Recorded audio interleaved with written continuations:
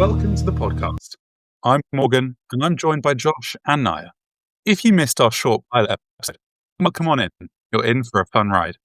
We've taken over the airwaves once again from your regular podcast streamers of the Great British Mickey Waffle. Talk to you about our experiences as former cast members and as participants in the Disney College program, reminiscing on fond memories and talking to friends we've made along the way.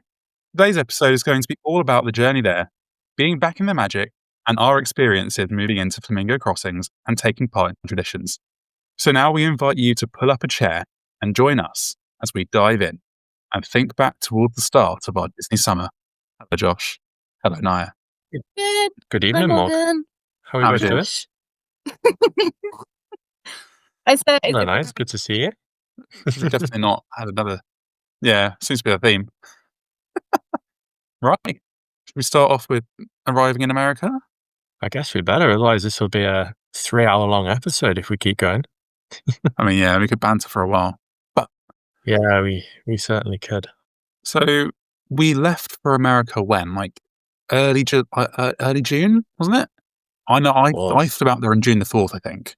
I flew out June the 9th, I remember, because on the Saturday, June the 7th, I saw James. No, it wasn't. It was a Friday, June the 7th, because it was the 9th was a Sunday. So on June the 7th, we saw a concert in Glasgow, seeing James in the Hydro there. And then the Saturday night, the 8th, we saw Taylor Swift at Murrayfield. You were at Taylor Swift, weren't you? We were at Taylor Swift. There was a moment in my life that I'd seen Taylor Swift, and less than 24 hours later, I was sitting in Orlando at Disney. What jet set, honestly. I'd been in that space of 24 hours. I'd been to 3 different countries. I'd been in Scotland, England, and America. It's like 4 parks one day. 4 parks one day. 3 countries, 1 world. Basically Epcot at that point. Basically Epcot. I know I should have kept going, shouldn't I? What about you, Niah? When did you fly out? On the 5th, or I arrived on the 5th. I don't remember. But my mum came with me, and we spent a week less than a week. We spent a few days in Old Key West Resort. I know. I know, I'm jealous. Some of us like are the pools at Old Key West. We have DVC for Old Key West, so I was very lucky. Yeah. Meanwhile, myself and Morg, we stayed at was it All Star? It was Pop. Was it Pop? It was Pop Century. So Mum and I flew out on the 4th. And I'm sure there's footage from last year of Mum and I flying out there somehow, from live shows or something. And then we stayed at Pop, which is Mum's first time in a value resort, and is now going to be staying at Pop again in December. So obviously she liked it. And so we flew out there, and we also went to the parks. And then this is where worlds collide a little bit, because that's when I met Niah. When it still makes me laugh thinking about it. Mum and I were in Magic Kingdom, and we went to see Grayson, who's the pianist who plays in just outside Casey's Corner on Main Street, who is phenomenal, by the way. So if you're going out there on holiday, or you're going out there for your program, definitely stop by and listen to him, because he's just 10 out of 10. And from behind me, I get almost jump scared in a way by "Are you Morgan?" Which is when Niah enters the picture, and I'm just there like, "Hi, yeah, hello, I'm Morgan. Who are you?" Who on earth knows me? Like, it was one of those where, like, obviously I'd been talking in the chat at some point on the big group chat we had for the cultural exchange program, and somehow I'd managed to stick into Niah's mind for some reason, which is a little bit creepy, Niah, not gonna lie. Actually, she has a lot of answering to do for herself. If you'd like. Yeah. Go for it. I'd love to hear the reasoning. My Disney account followed Morg's Disney account as if it's not us. And Morgan was like, "Oh, I'm in the parks early before the program." And I was like, "Great, so am I, and haven't met a single person." And I was like, "Fantastic." And then as I was stood at Casey's corner, I was looking, I was like, really recognise that guy. So yeah, that was it. I was like, you gotta try. Imagine if it hadn't been you, and I'd been like, "Hi, are you Morgan?" You would have worked out Like a somehow. hurricane. You talk to anyone and everything. Should have spoken to you at some point in the 3 months, Morgan. I'm sure if it wasn't our first day. Probably. I would have been hunted down for a trade switch for creation. As everyone on our program was, "Hi, yes, do I work at WAD? Would you like to trade? Yeah, WAD's lovely."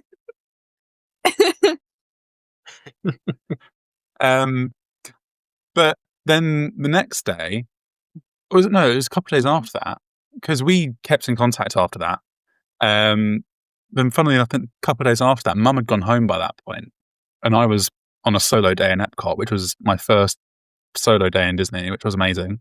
And I just come off of soaring, and I got jump scared by Niamh, one of our friends, who came up to me and did almost exactly the same thing and went, "Are you Morgan?" And I'm like, "You're just really Hello? popular, Morg." It's deja vu. I said no one ever. Until he's in Disney. I mean, maybe. But I met you again that night. yeah, so, and then You got fireworks. yes, we did. We did watch Epcot fireworks because you jump Yeah, you scared were me right outside there the again. Rose I and was like, Crown. I totally forgot that's about weird. This story looked really bad. This makes me look like a stalker. I promise.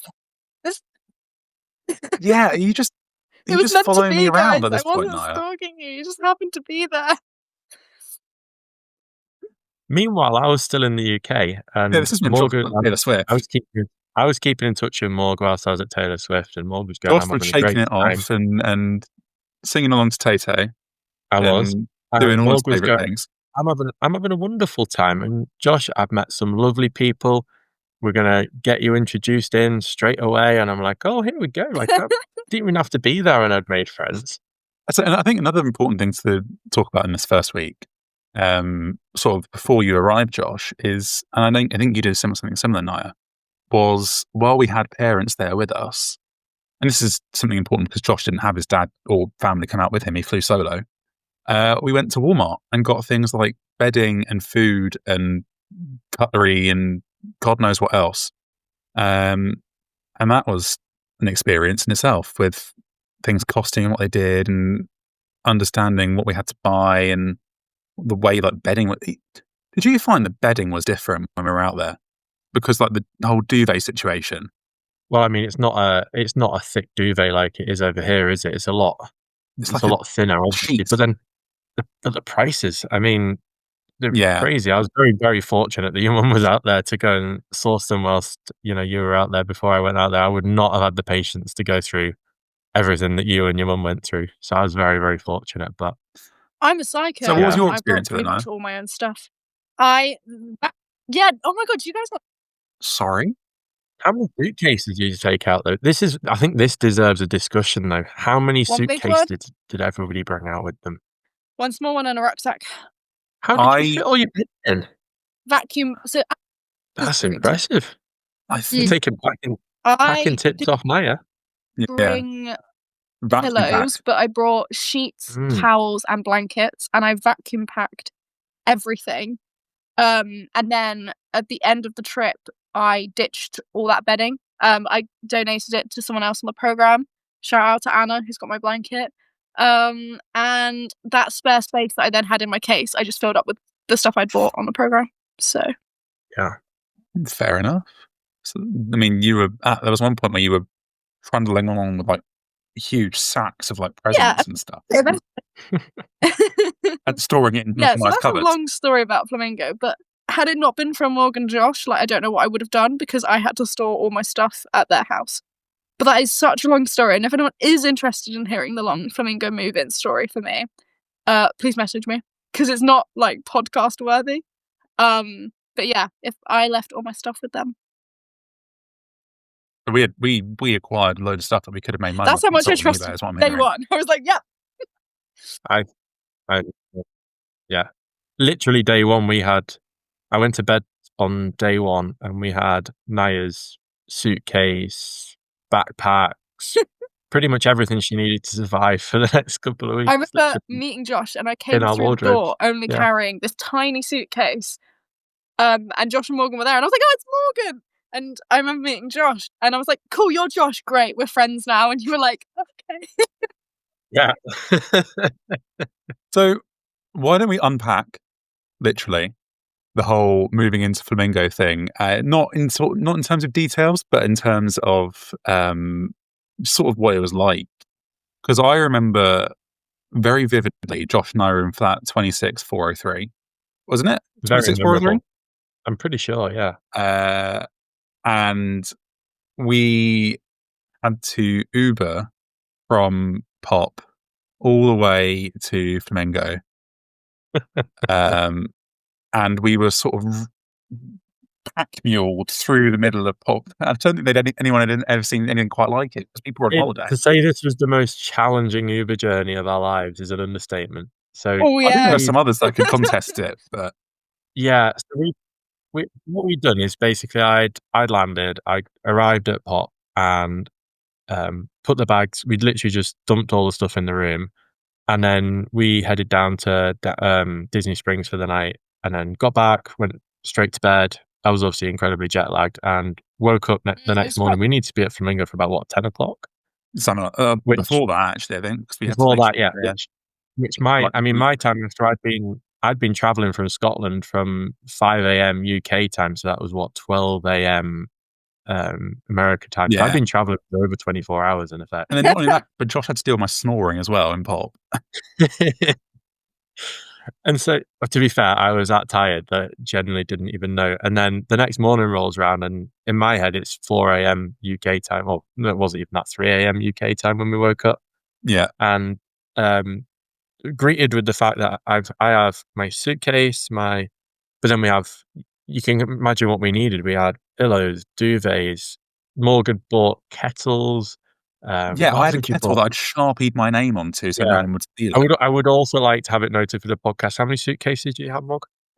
I had 3. 3 suitcases. Rucksack. We had our hands full, and we had 2 large pets at home carriers as well, full of stuff. We did. And you know what? If we can find a picture of our setup that we had, I'll post it on the Waffler's Arms once the show comes out. Waffler's Arms, yeah. Because to get this down from a first level of the accommodation down to the ground level, to then take it to reception and then get it into the Uber was, in my opinion, a very, very impressive achievement. We did well. We did incredibly well. And we had a lovely Uber driver after that as well, I remember. Yeah, he was good. He was talking to us about it all. He said how Uber drivers in Orlando are struggling, so he said, we need tips. We thrive off tips. So we tipped him. Yeah. He was quite nice. He's probably one of the best Uber drivers. It was a challenging trip, but it was one of the best Uber drivers of the trip, actually, I think. Yeah. But then what you forget, we hadn't really factored this in, is that when we got to Flamingo, that we'd have to take everything out of the Uber and then also take it up curbs and through the turnstiles to get into Flamingo, to then we leave it dumped it outside the reception at West to get on the bus to the Flamingo East. Yeah. So for context, the 3 of us stayed at Flamingo West. There's 2 like campuses almost. Yeah. I would say East is probably the older side, isn't it? The West is more modernized, and I mean, from our experience at East, there was no problems with it at all.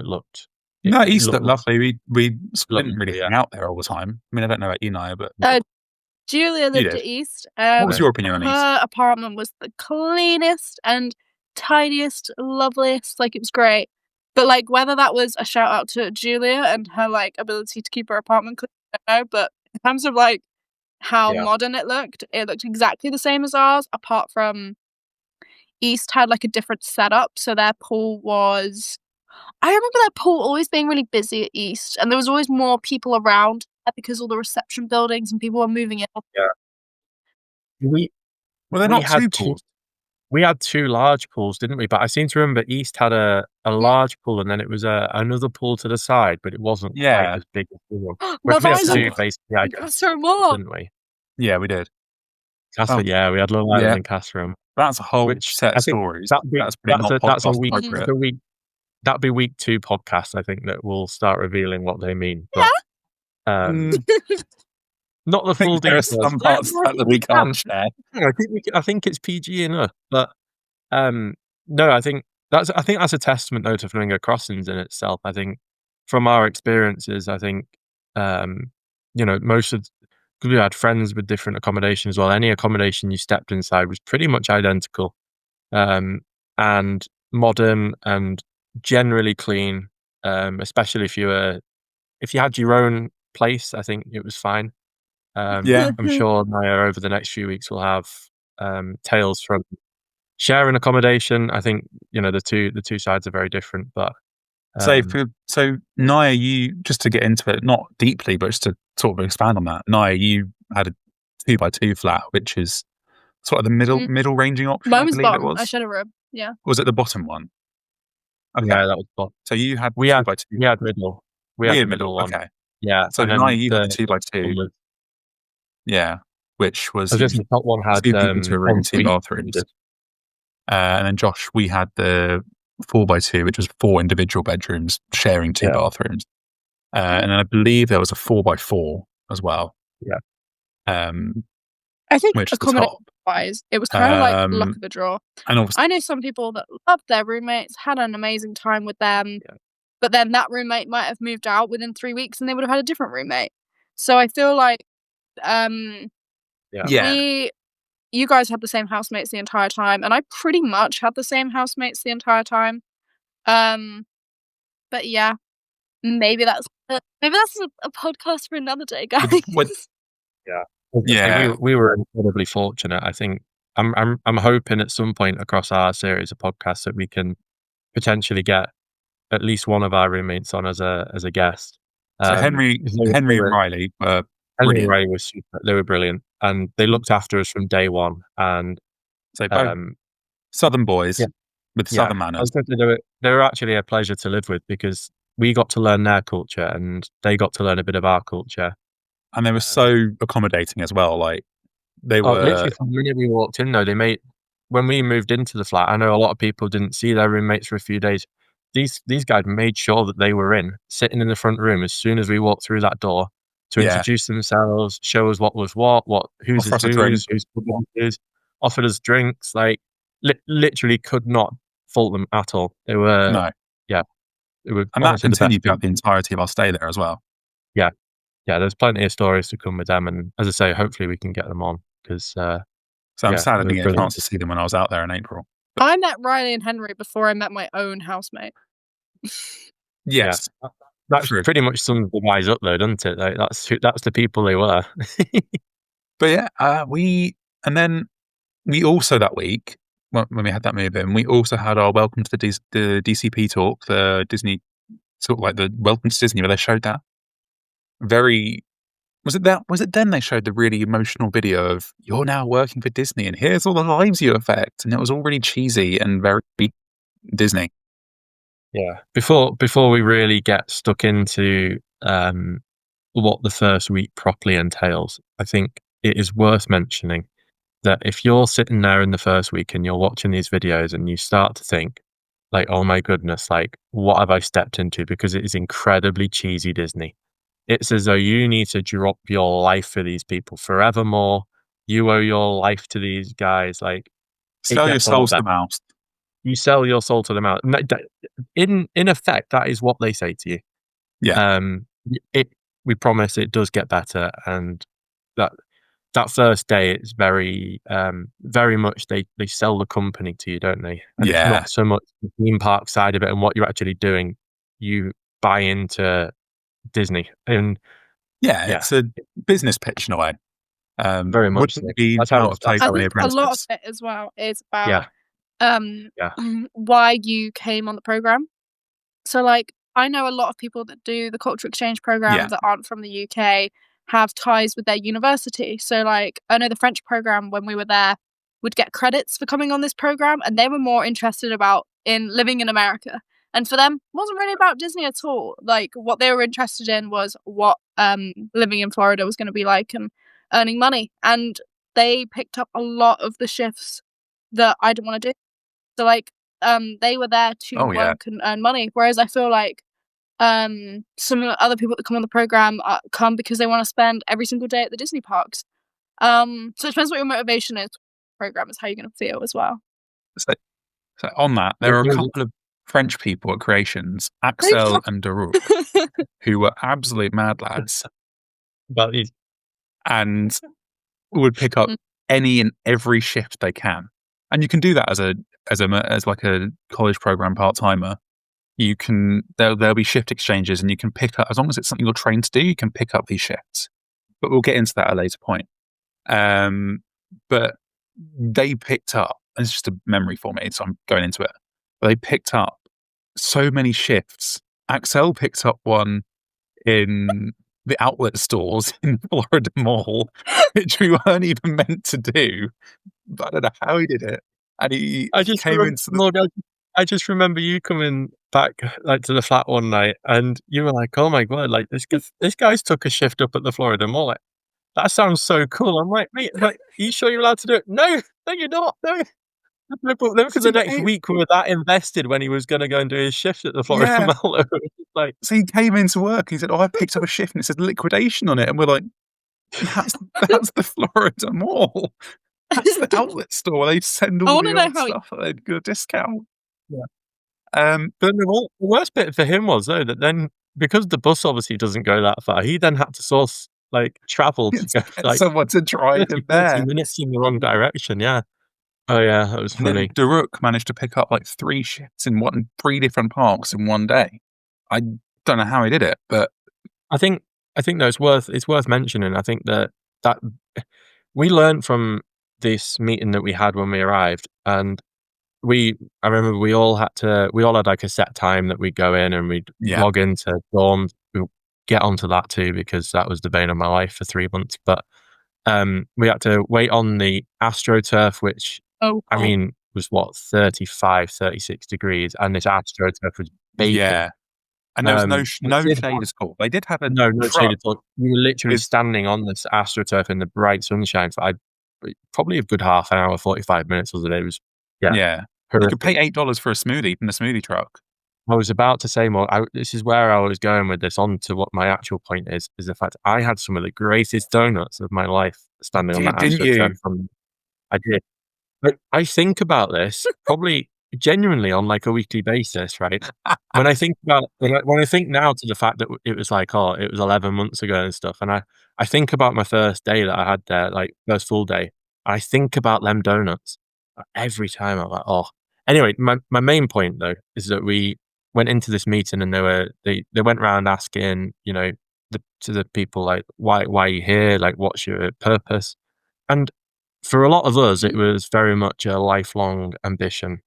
And as you know, as I'm sure a lot of our listeners have, you know, gathered from when we've been on before of explaining why we wanted to do it, very much similar for anyone else that was from Europe. But I think for Americans, I think the purpose of them doing the college program is very, very different to our purpose. And they're there a lot longer than we are too. So I think it's worth mentioning for anyone that is going out next month or in a year's time or years to come, that if you're reading anything about certainly Americans who are doing the program, their experience is very, very different to our experience. Some of these guys are doing it just to earn money on a gap year.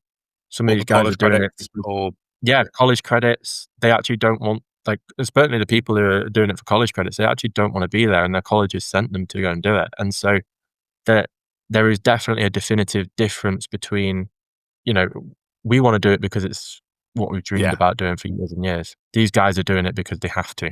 And so when you read online these horror stories of, I've termed and I've dropped out and I hated it, and that's because these guys didn't want to be there in the first place. And I think when you read these horror stories, it's definitely worth reading into where they came from.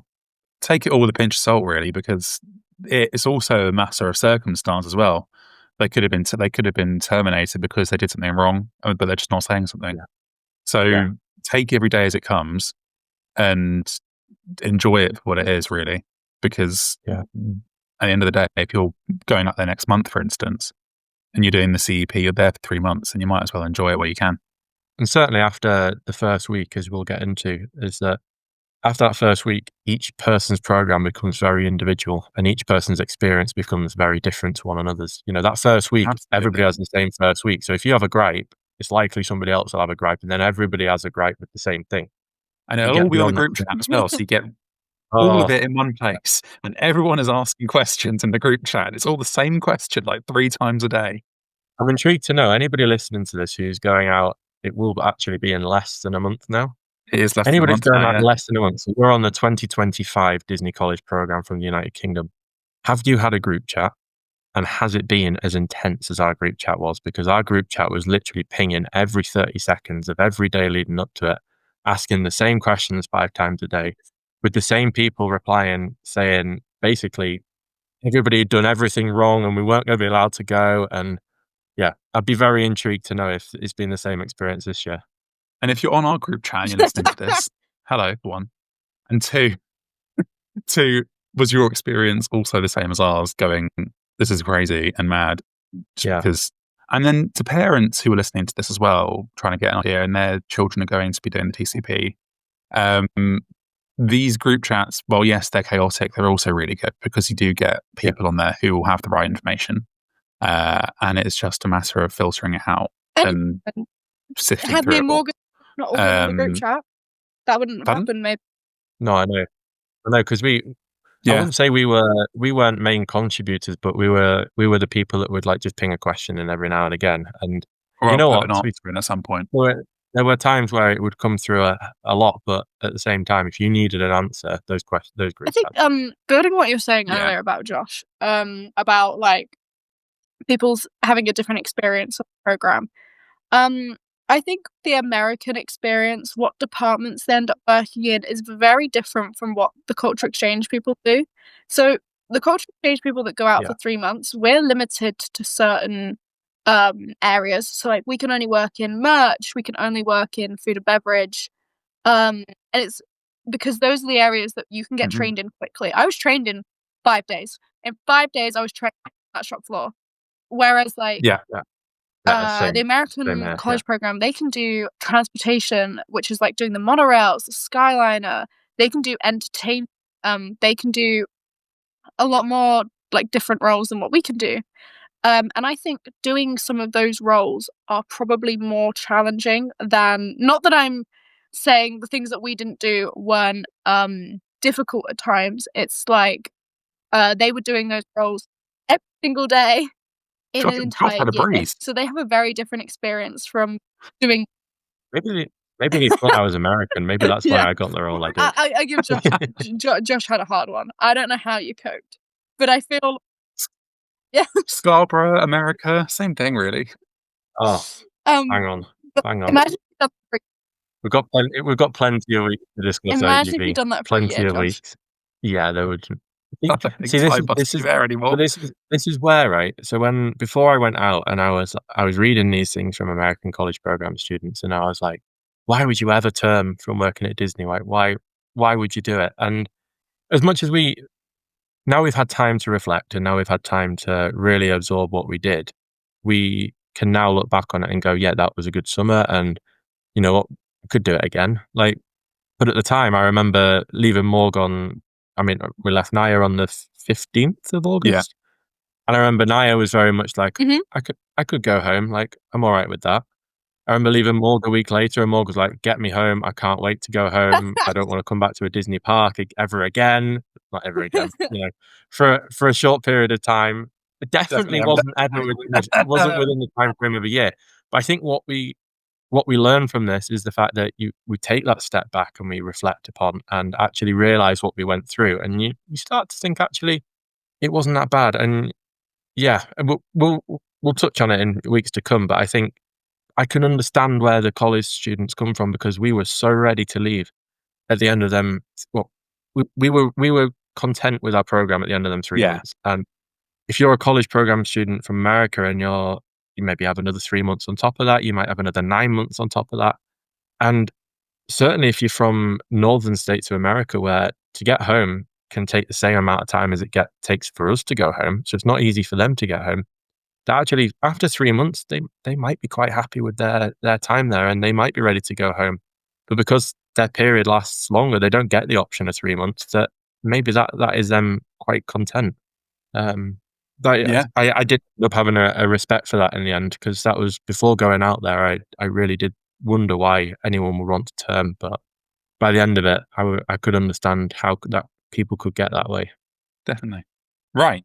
So you've spoken about arriving in America. You've spoken about moving into Flamingo and the Disney induction video. I think we should move on to something a little bit more exciting. And we touched on it earlier. I think we should talk about maybe going Oh, into yeah. going into the parks and Good returning to the thing. magic. I was gonna talk about, Uh, like, last something week, but let's skip over that, you know? something that Oh my god, the first week, I was sorry? like I hope this is reassuring for people, but, like, that first week is really overwhelming, and I remember one of the days, I just had a little cry, and I was like, all I wanted to do was go home. I think I had a more stressful move-in than most people would have done. But yeah, I remember having a little cry. All I wanted to do was go home, and 100% after that first week, everything got, like, way, way, way, way better. It was amazing. It was everything I wanted it to be. But that first week, I was like, I don't know what to do. But it's fun. Yeah, I mean you're alone in Mhm. technically you are alone in America.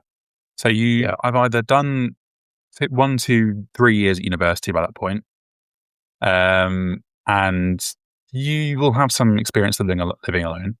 But actually, doing it in a different country is very different to doing it at home. Say at home in the UK. And that's what we all found. And as you say, Niah, Mhm. it was a very overwhelming experience at times. I think it's very important to note, especially for this year's CEPs and going onwards to next year's, if you're listening to this year's on, is that actually it's okay to take a minute just to sit and chill sometimes, and take a minute just to reassess where you are and And phone home. recombobulate yourself almost, just to and phone home, definitely phone home, do an ET, uh, just look after yourself and your mental health.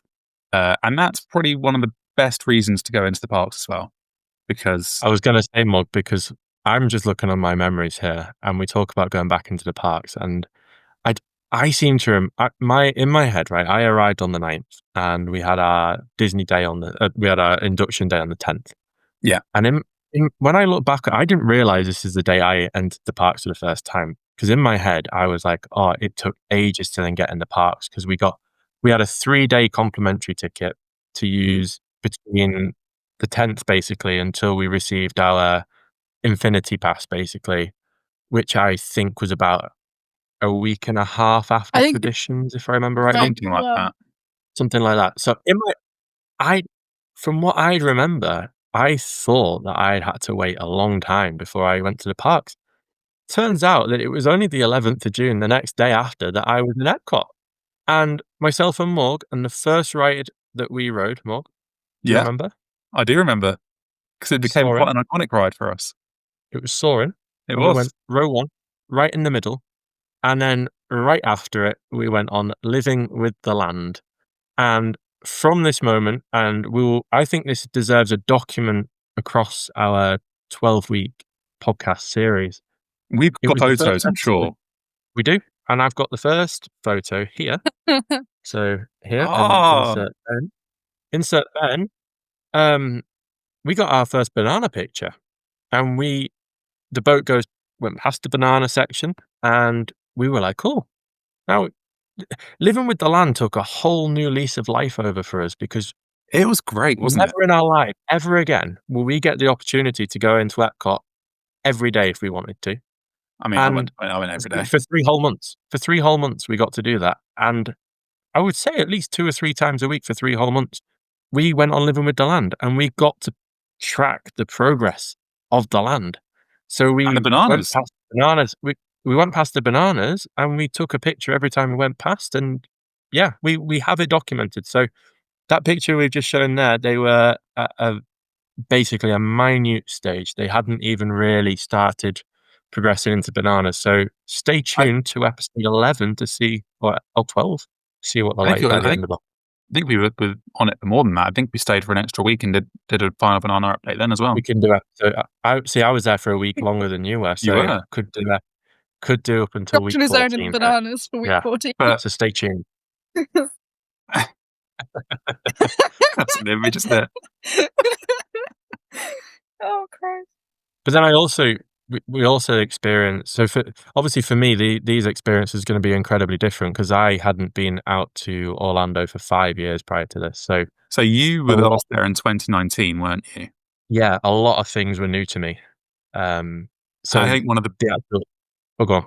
I was going to say, I think one of the best experiences of that first week that I remember is, and it's going to be a very special one for you as well, I'm sure, is the second night. Was it the second night, the first night? I can't remember. No, we had Was our that self-admit the- classes. I think it was Polynesian? for Vicky. No, I was going to. Which I'm one are you not going thinking for? Sorcerer Mickey at all. I'm thinking of when Josh and I went to Phantasmic. Yeah, We Sorcerer went. Mickey. No, That's exactly. I know. That's You went to what the Niah meant, isn't it? Sorcerer Mickey. no. I mean, not. We did meet Yeah. and greet Sorcerer Mickey on the 12th of June. I've got it here. Yeah. No, I've got a lovely photo of Josh here that I can send to Ben. Yes. No, I remember this, right. So basically we'd gone to Magic Kingdom. Yes, And that's the one. we'd gone about 3-4 o'clock in the afternoon. No, wasn't it? No, it might have been later than that because at this point we obviously had things going on during the day and we were quite happy to use the complimentary ticket. Well, I was anyway. Yeah. Quite happy to use a complimentary ticket to get in because we were like, we have 3 months of this, so it didn't matter getting value for money. So we'd seen the Magic Kingdom fireworks already that was on night 1 at the Polynesian. And then night 2, we'd gone to, that was day 1 we'd seen the Polynesian, but then it was Epcot. And then, day 3 was when we'd gone to try and get into Magic Kingdom. And I seem to remember that the complimentary ticket wouldn't allow. And so we then got turned around because they had blockout dates and stuff like that. Yeah. And we got turned around and they sent us to Hollywood Studios. Trying to think now. Hollywood Studios. That's the one. We went to Hollywood Studios and we went to Hollywood Studios, yeah. And we saw Phantasmic that evening, which was Josh's first time seeing Phantasmic. We did. Although, hold on. Because we I were in just Magic got Kingdom before that. 12th. Sorry, I've got a picture now. We might just need to cut that whole bit. There we go.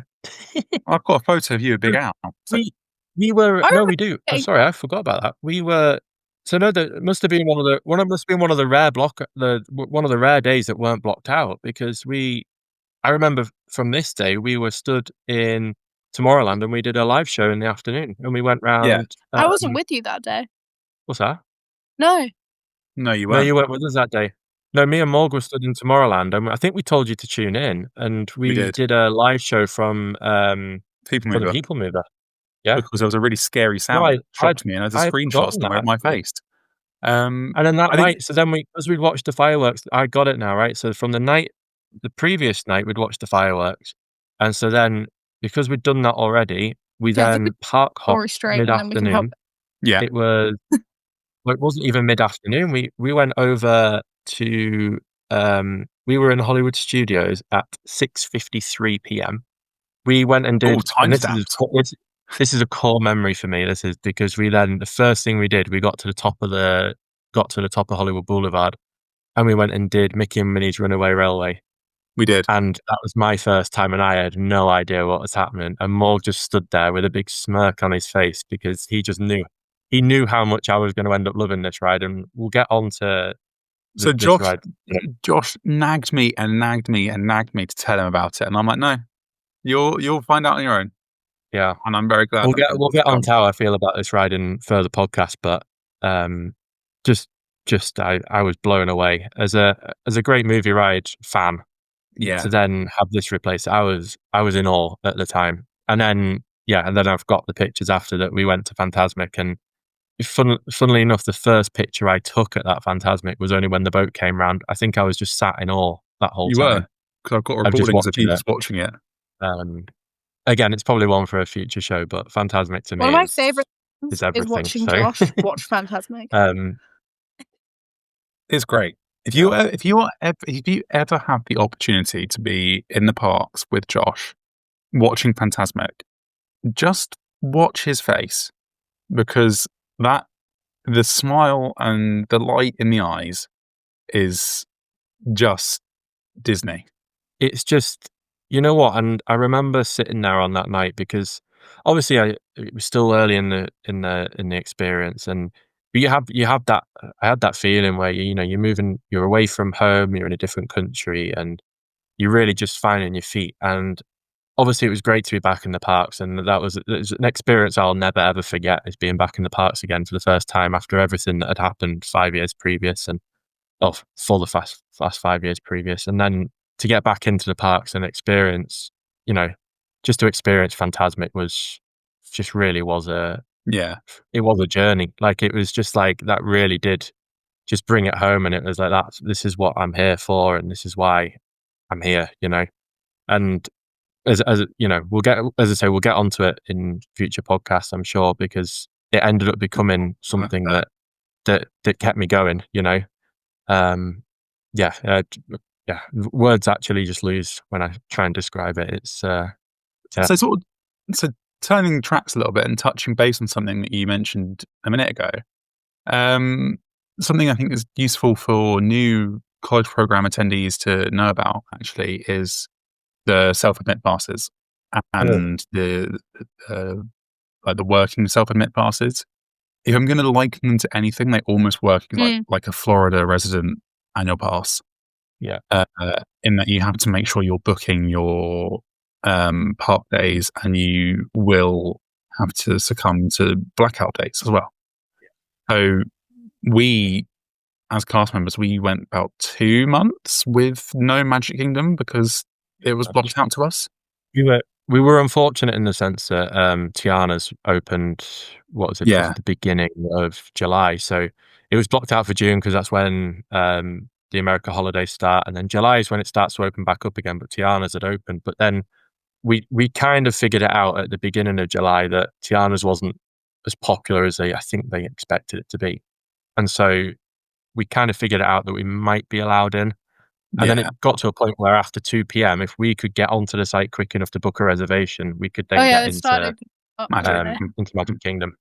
Just for the afternoon. But we weren't actually allowed into Magic Kingdom for a full day until pretty much the last couple of weeks of the program. No, annoyingly. But luckily for it is what it is, we went really. to Epcot. But I mean, that's a whole other story. But I was just thinking about how lots of you'll find different days blocked because of things like 4th of July, different holidays. Yeah. So we had to make sure we got. I'm not sure we got onto 4th of July when 4th of July rolls around. But we had to book our. We were all, us and a few other people were in the parks for 4th of July, and it was amazing. But it was one of those that you definitely had to book a reservation for. So I think just before we move on, though, Morg, I think what is important to note though is the fact that Magic Kingdom prior to going out there for me was my favorite Disney park, and post program, I've now got new favorites.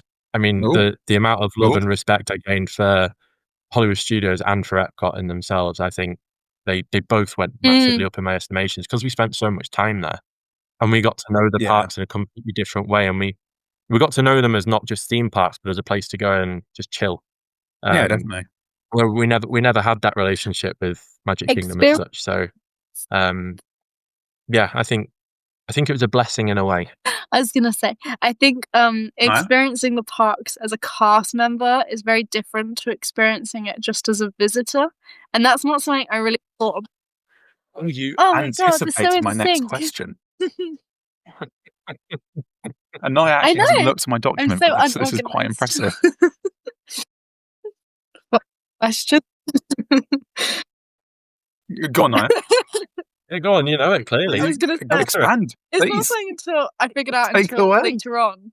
But like the way you feel about the parks because you're a cast member is very different to how you feel about it as a guest. I remember going to Hollywood Studios and spending 2 hours there and being like, yeah, cool, time to go. I'm going to go and work a shift now. And sometimes that would have been at Hollywood Studios. And I would have just gone around the corner into cast services and walked back out as a cast member. And other cast members treated you differently knowing that you were a cast member. Not that we got like special privileges as such, but like you could have more banter or they'd have more fun with you because they knew you were a cast member. Oh, for sure. So you can always tell as well who's a cast member, but there's certain, like, I guarantee you'll see guests walking around, and look out for this now, because I promise you'll spot them. You'll see guests walking around with a water bottle in a water bottle holder, or a carabiner onto their I was going to say, belt. if And they'll it's be in anyone like, like Ward, they'll have like 3 carabiner clips attached to them. and you'll be able to notice they'll have the carabiner um on their waist, and they'll be walking around with like a backpack and stuff. But yeah, it's one of those. But I'm sure you'll notice as well. Before we get, I know, Josh, you put out a little poll before we started recording, to try and gain some leading questions or something. But before we go on to those, one of my questions, I want to ask that same question to you, Josh, about how did it feel knowing you were especially the Animal Kingdom, because I know you've got a love-hate relationship sort of with it, in a way. But ignoring somewhat all of the stuff that's happened, in terms of how you felt about knowing you were going to be working there at the start and then towards the end, what was your thoughts with that? I was actually delighted because I wanted to work in a theme park. That was obviously my aim before I went out there. I didn't want to work in Magic Kingdom because I've always had a very special affinity to Magic Kingdom throughout my life. Epcot has always been up there, pretty much my favorite park. And but then Hollywood Studios, as I've alluded to already, that ended up becoming a good place to go and chill after work. And obviously, it's the host of Fantasmic, and if I was working there, who knows, I may never really have got to go and see Fantasmic. So I knew prior to going out there that actually I was really happy with Animal Kingdom. And completing the program, was very happy to be in an Animal Kingdom. I think because I was, I worked all over Animal Kingdom, and obviously there were worse places to be than other places, which again is for another podcast. But there isn't an area of Animal Kingdom that is particularly don't know what the word is, like really incredibly magical. It's a beautiful park, and I can't speak. I think all 4 parks are incredible. I don't think I wouldn't be able to rank them from worst to best. I really couldn't. But there was just something about Animal Kingdom that I was very happy to be working in, and still very happy now. And I'm just about getting to the point where I could go back and still be quite happy in the park again. And Until you see Ty Bus, and then you leave. until I see Ty, and I think I might just run out. But no, to answer your question, I think, yeah, I was happy to be in Animal Kingdom, and I'm still very happy to have been in Animal Kingdom. Awesome. What was your question, Josh? I think it relates to this sort of stuff, doesn't it? Well, no, I have a good listener question. Oh yeah, Who's come in? It's completely unrelated to this, actually, but it is a very, very thought-provoking question. And it comes from a very good friend of mine, Reece Sheldon, who's friends with Portwood Travel. Big shout out to Portwood Travel. And he asked, on our first day when we went to Walmart, no, not Walmart, Super Target, I must say. Oh, Super Target. Super Target, right? What was our first purchase on our first day at Super Target? Okay. I will answer this first, and then I'll open the floor up, because I've found a picture of what I bought first at Super Target. Okay. Here we go. I have my shopping trolley, and again, I'll put a picture on the Waffler's Arms and get Ben to put it in the show. I have a picture here, and it was Kraft mac and cheese and Gatorade. It was, wasn't it? It was my first purchase. And then my first purchase after Super Target, I keep saying Walmart, after Super Target, we went to Wendy's. We did. Was my first ever Wendy's after Super Target. So I literally crossed the road from Super Target and went to Wendy's. But yeah, it was Kraft mac and cheese and Gatorade, which, to be fair, I learned by the end of the program that's all I needed to live off. Josh can't really cook, so Josh genuinely lived on macaroni. Understatement of the year. And Gatorade, and that was it. Like, I don't know how you functioned. Oh, Niah, I lost so much weight last summer. It's only now that I've actually got back to the weight I was before I went out last summer that I'm like, I lost an incredible amount of weight just eating mac and cheese and Gatorade. Which is not a diet you think would ever work. Pizza pockets, though, as well. They were a staple. Oh, yeah, that's true. Good. And pizza bagels. Yeah. You made me that one. Oh, Yeah, they were. Texas total I did. sauce. You know what? I actually made quite a bit of food for everyone. I don't know what you're saying about I'm not very good at cooking. I mean, you didn't make it. You defrosted it I'm and saying I'm not a put cook, it in the and this oven. comes from someone that ate It's a cake called pop for production, Mog. breakfast at the end of my program. Yeah. Niah had a lot of ramen, I seem to remember. Every night she would ask us, "Would you like some And I ramen?" still Morgan, on the The other hand, instance. was Mr. Gordon Ramsay, chef connoisseur. It would be whether or not it was spaghetti bolognese or the curry. I mean, I was so jealous when I smelled that curry. You You could have name it, asked me to Morgan was make you cooking some. it. I would have more made you No, some. I know, carrot Morg. cake I in know. the kitchen. I made Niah But lunch yeah, a couple of times. yeah, yeah. I told you, Doug. Morgan's actually a very good cook. So if you ever see Morg Morgan is and you'd like him to cook for you, I'm sure he'd be happy to offer his services. For a price. Go on, Morg. What was your super target purchase?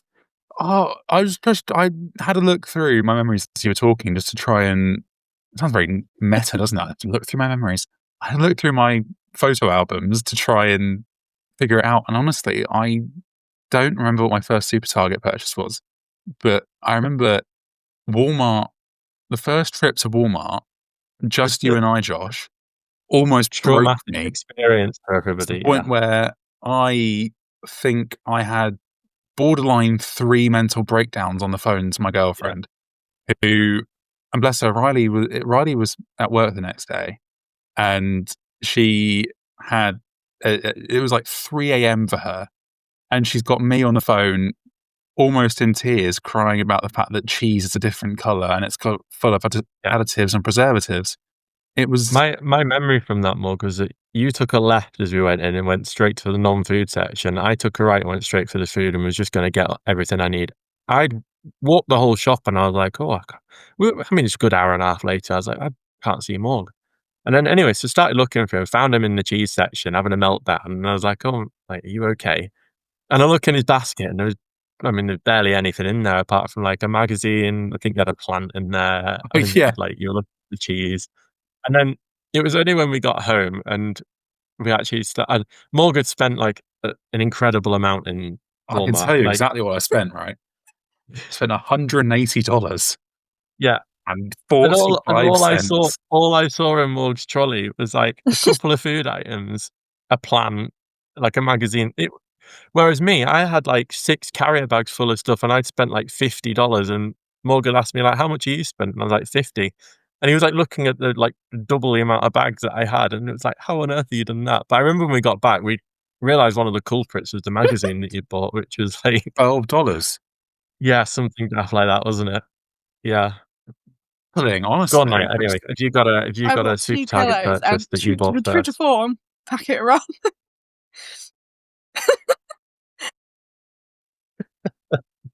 I'd like to say we got a bit better at our spending. I know I did. I didn't spend $180 again, but I'd like to think we got a bit better at our I spending wanna say I paid for habits and most. stuff.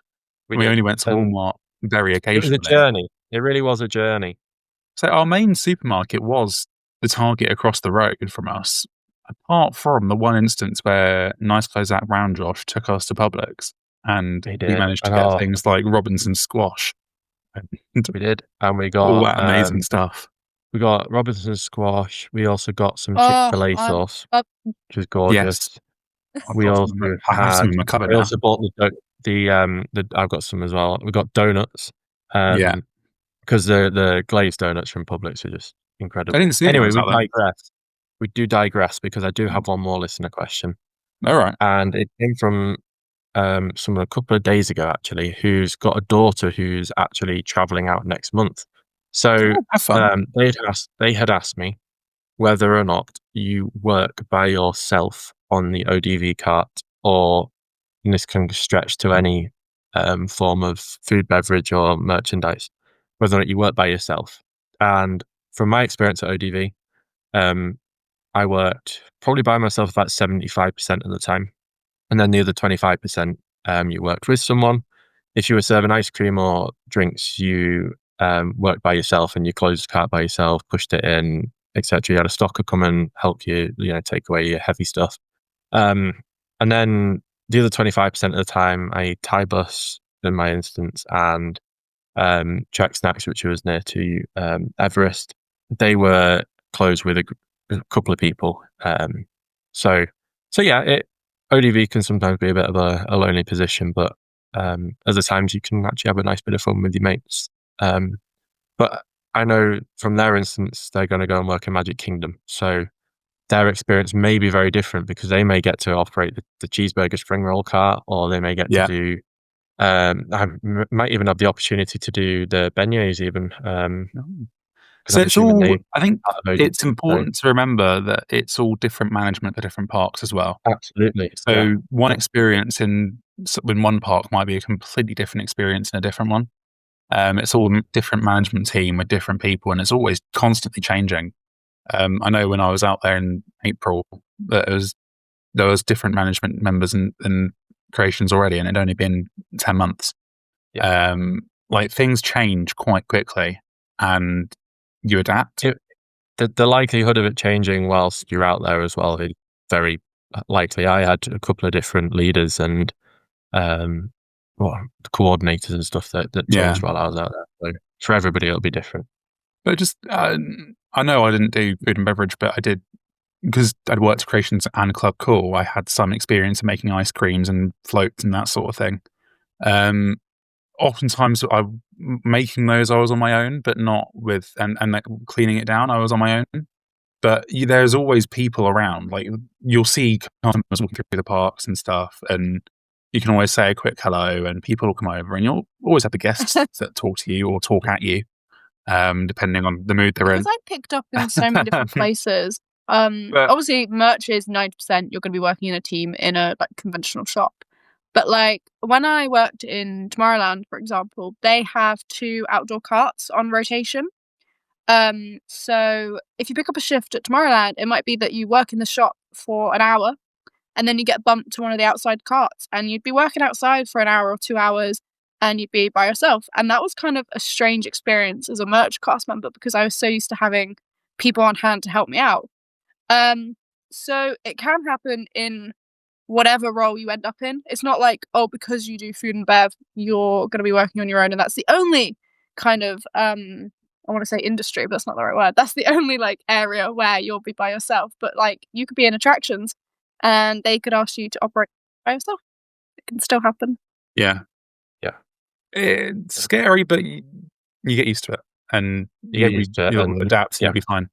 And even when things go wrong, like I remember I was outside on a car in Tomorrowland, noon, and I had like a queue of people just wanting water, and both of the till, the emergency one and the one I was operating, went down, and I was like, cool, it's gonna be fine. It's gonna be so fine. And most people, if you apologize with a smile, are totally fine about it. So you get over these things. Awesome. Well, that was lovely. I think we should make that a regular thing because I quite enjoyed that. Before we end off today, I would like to touch very quickly on traditions because I know, especially with it being approaching for new cast members doing the CEP, this is going to be a massive topic of discussion. What's going to happen?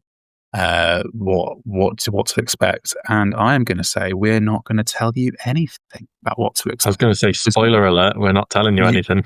You get to discover it all on your own. But it's such a brilliant moment. And they will bring out the OTT emotional video again. Prepare yourself.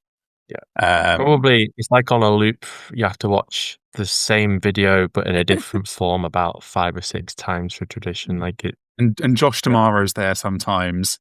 Josh Tomorrow's there sometimes.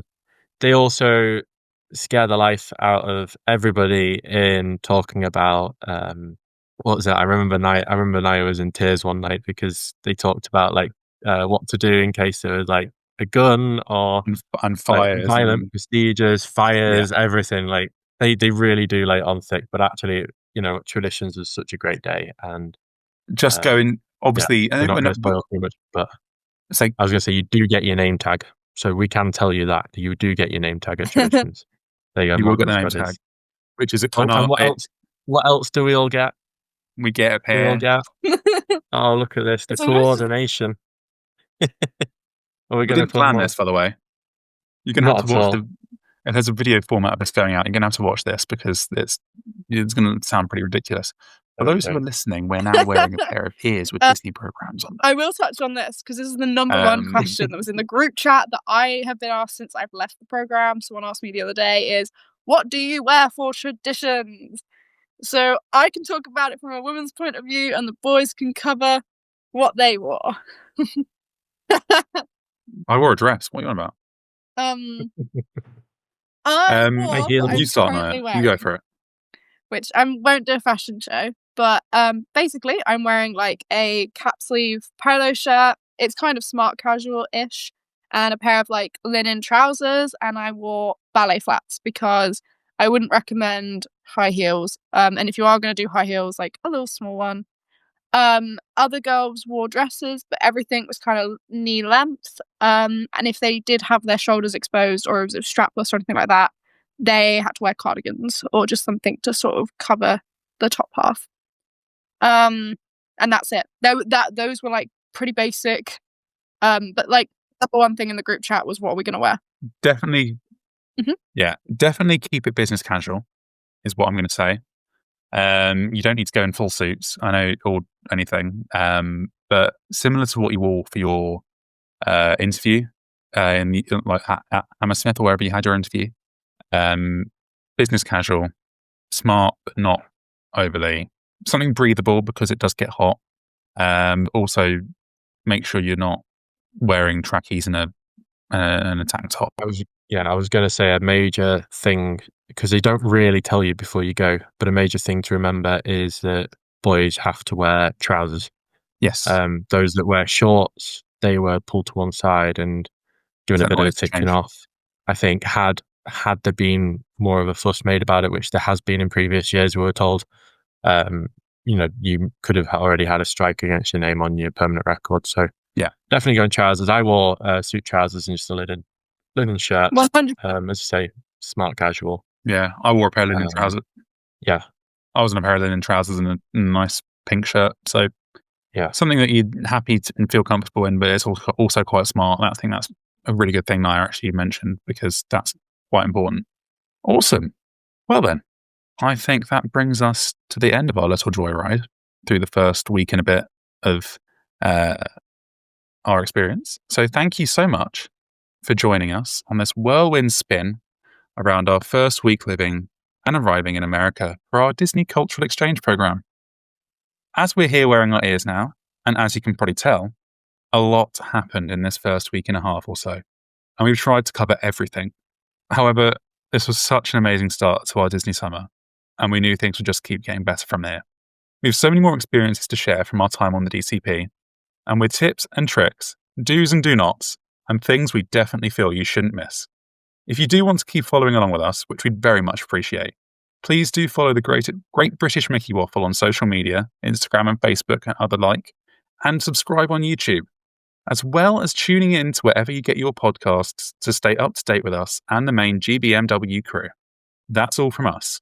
Thank you so much for listening, and remember, there's a great, big, beautiful tomorrow shining at the end of every day.